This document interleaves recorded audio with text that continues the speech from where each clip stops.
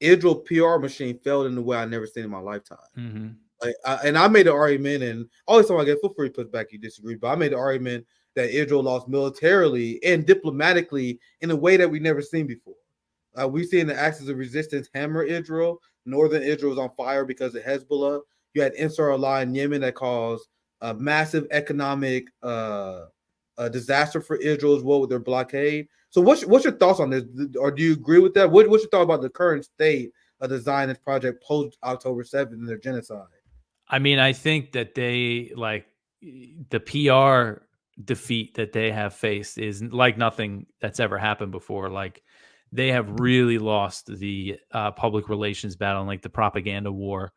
If you look at like the polls and stuff, and just, you can get the general sense that young Americans, it doesn't really matter what their political persuasion is.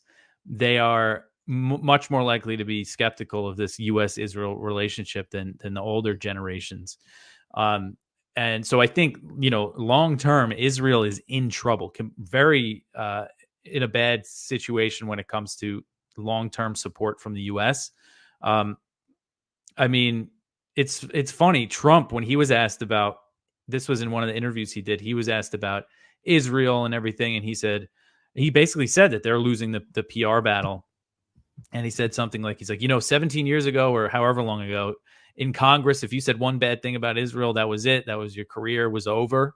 And now you have these Democrats, speaking against it. And he was saying it like it was a good thing that they used to not be able to speak against Israel.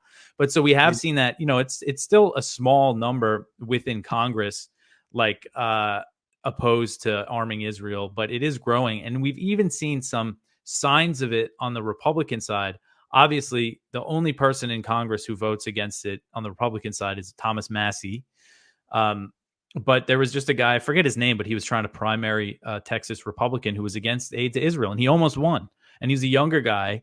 So we might see more of that. I think it's the long term. And I'm not saying we should hope for changes in Congress right now to change this thing. Like, that's not going to happen. But I mean, in like the next few decades. So I think that's all factored into Israel's calculations right now too, why they don't want, why they want to continue this thing. They want to complete, the ethnic cleansing of Gaza.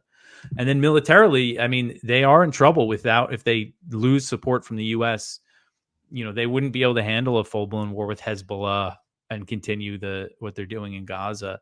But the thing is that they still have the U.S. behind them. I mean, there's been all these reports about the U.S. worried Israel's going to escalate into a full-blown war in Lebanon. And they say, like, yeah, the U.S. is going to support them, like, either way. So, like, they have that support from the U.S.